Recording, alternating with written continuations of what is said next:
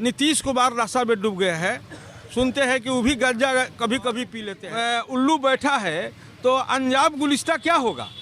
हर साख पर जब उल्लू बैठा है तो एक ही उल्लू काफ़ी है, बर्बाद गुलिस्ता कर। नमस्कार, आप देख रहे हैं न्यूज़ 22 टुडे और इस वक्त हम गर्दनी बाग धरना स्थल। आप देख सकते हैं यही गर्दनी बाग धरना स्थल है और पीछे आपको थाना नजर आएगा। आज सामने देख सकते हैं कि जागरूक जनता पार्टी ने अपना मोर्चा खोल चुके हैं।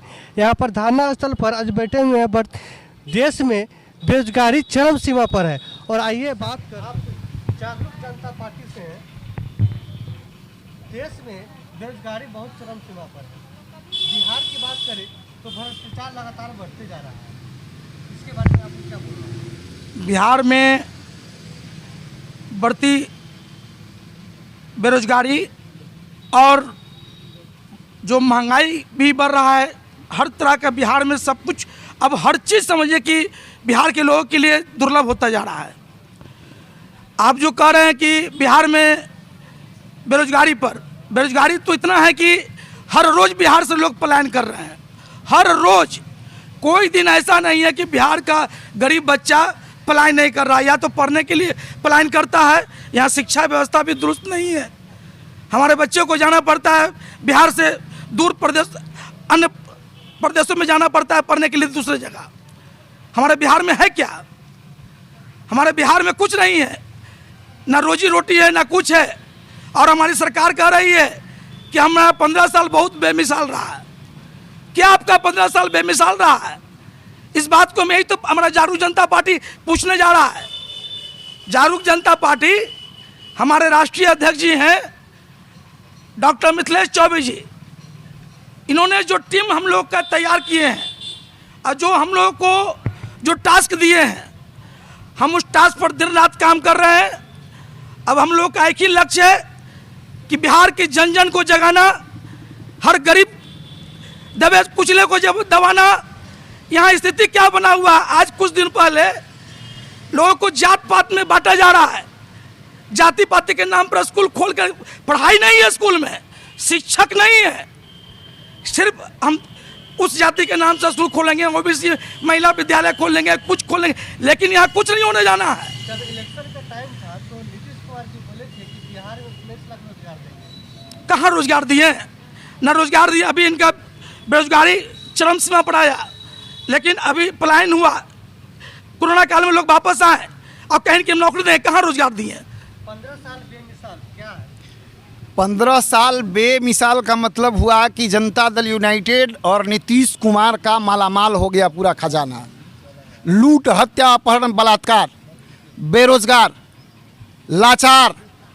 पहले लोग गरीब के बाद में क्या हुए दलित, दलित के बाद महादलित, अकलियत का सर्टिफिकेट डिजाइन कर रही है ये सरकार। यही है 15 साल बेमिसाल। शराबबंदी के नाम पर ढोंग, सबसे भ्रष्ट प्रशासन इस बिहार का। ये सर्वे आया है, आप लोग भी मीडिया सेक्टर में हैं तो जानते होंगे। शर्म नहीं आती है सरकार चलाने वाले ये नेता को। कैसे सरकार चलेगी?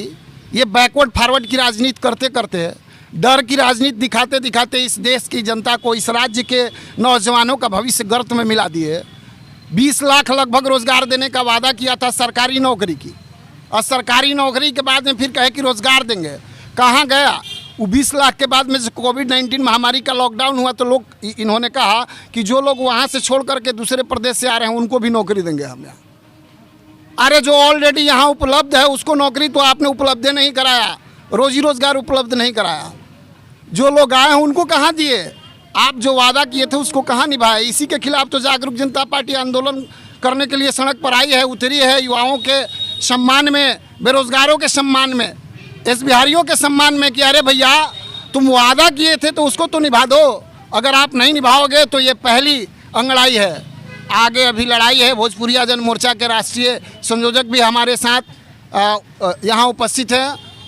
हम सभी लोग मिल करके इस बिहार में अलख जगाएंगे और यहाँ के जो नौजवान हैं, जो बेरोजगार हैं, उनको उनका हक दिलाने के लिए जागरूक जनता पार्टी संघर्ष अभियान चलाएगी और उनका हक उनको दिला के रहेगी। यहाँ तक कि अब पत्रकारों पर लगातार जी एक मामला मधुबनी का आया था जिससे बुधिनाथ झा को हत्या कर दी गई। दूसरा मामला अभी अररिया में 2 दिन पहले पत्रकार पर जानलेवा हमला हुआ। मैं सिकंदर कुमार, बिहार प्रदेश अध्यक्ष जागरूक जनता पार्टी। देखिए, लगातार अगर गरीबी बढ़ेगी, बेरोजगारी बढ़ेगी तो क्राइम बढ़ेगा, अपराध बढ़ेगा, तो और अशिक्षा बढ़ेगा तो क्राइम बढ़ेगा, अपराध बढ़ेगा। तो सरकार को पहले नज़र होना चाहिए कि हम बेरोजगारी को कम करें। आज जिस हालात में लोग सरकार ले आकर के रख दिया देश की जनता को, राज्य की जनता को, ऐसे कंडीशन में लोग जो गरीब होंगे, बेरोजगार होंगे, महंगाई बढ़ गई, नौकरी छूट गई, एक तरफ महंगाई बढ़ते जा रही है तो दूसरी तरफ जॉब भी छूटते जा रही है, तो उसके पास गलत रास्ते बच जाते हैं और थोड़ा सा गलत करते करते वो बहुत ज़्यादा गलती करने रहता है, जिससे क्राइम बढ़ता है। आज पत्रकारों पर भी हमला हो रहा है। कारण क्या है कि जब पत्रकार लोग अच्छा चीज़ दिखाने जाते हैं तो गलत लोग जो रहते हैं अपने बचाव के कारण उन पर हमला कर देते हैं। तो इस पर भी सरकार को एक प्रोटेक्शन नीति अपनानी चाहिए कि हमारे जो ईमानदार पत्रकार हैं, अच्छे पत्रकार हैं, उनको एक सुरक्षा दें। दूसरी बात है कि हर पत्रकार को एक रेगुलर इनकम नहीं है, तो हर पत्रकार को एक रेगुलर इनकम की व्यवस्था करना चाहिए ताकि वो पत्रकारिता स्वच्छ रूप से सेफ तरीके से कर सके। उनकी परिवार की सुरक्षा का भी जिम्मेदारी सरकार को लेना चाहिए।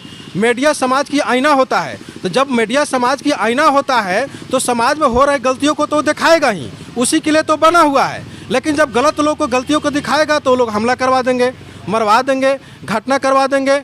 मीडिया वाले 2-4 दिन अखबार में छापेंगे, चर्चा करेंगे, इसके बाद बैठ जाते हैं। ये सिलसिला है। सरकार का भी दबाव रहती है, तो सरकार को पहले शिक्षा में सुधार करना चाहिए, क्वालिटीपूर्ण शिक्षा देना चाहिए हर समाज के वर्ग को। इसके बाद जो बेरोजगारी बढ़ रही है इस पर ध्यान देना चाहिए। जो बेरोजगार हैं उनको छोटे छोटे जो सेल्फ एम्प्लॉयमेंट भी करना चाहते हैं, खुद का रोजगार करना चाहते हैं, कोई बैंक लोन नहीं देती है। इतनी सरकार कहती है कि बैंक लोन दे रहा है, PMGP है, आपको मुद्रा लोन है, बहुत सारे, लेकिन किसी को नहीं मिलता है। जिसको नेताओं की पैरवी होता है सिर्फ उसको मिलता है, इसके अलावा किसी को नहीं मिलता है। तो कितने लोग को पैरवी है जिनको लोन मिलेगा? यहाँ तक कि छोटे छोटे लोग 1-2 लाख के लिए करते नहीं।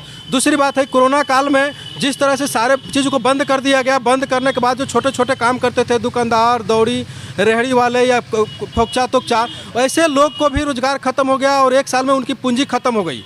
अब यहाँ तक कि दुकान लगाने के स्थिति में नहीं है और शुरू करने के, अब वो गलत रास्ते पर जा रहे हैं, दलाली कर रहे हैं, सेटिंग कर रहे हैं, चमचागिरी कर रहे हैं, इधर से उधर दाएं बाएं कर रहे हैं। ऐसे में तो क्रिमिनल बढ़ेगा ही ना, क्राइम बढ़ेगा ही ना।